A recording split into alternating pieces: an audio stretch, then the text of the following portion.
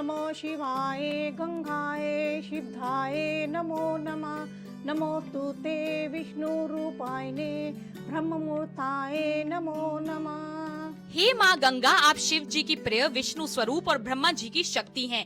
आपको मेरा बार बार प्रणाम। क्या आप जानते हैं कि एक ऐसी नदी भी है जिसे भगवान भी पूछते हैं, जो है माँ गंगा।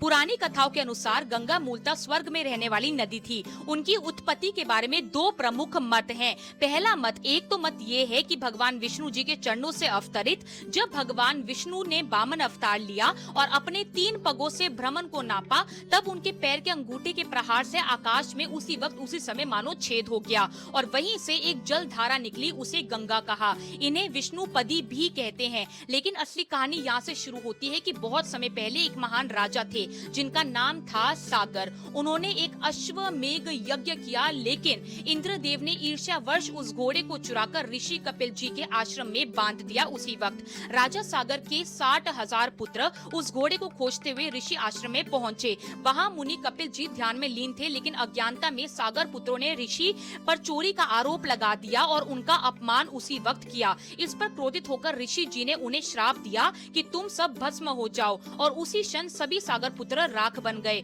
और उनकी आत्माओं को शांति नहीं मिली और वे सदैव भटकती रही।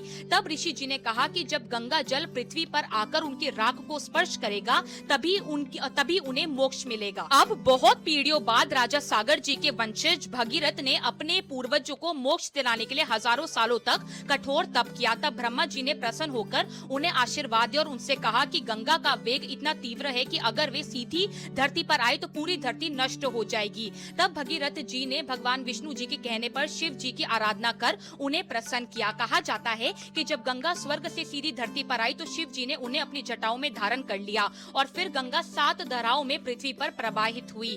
भागीरथ आगे आगे और गंगा पीछे पीछे, और वे उस स्थान तक पहुंची जहां सागर पुत्रों की राख थी। तब गंगा जल से उन्हें मोक्ष मिला, उसी वक्त उसी समय। इस अद्भुत कहानी से हमें यह सीख मिलती है कि सच्ची नियत और तपस्या से असंभव कार्य भी संभव हो जाता है और अहंकार का परिणाम हमेशा विनाश ही होता है। इसलिए हमें हमेशा धैर्य और सोच समझ से ही काम हमेशा अपनी जिंदगी में करना चाहिए।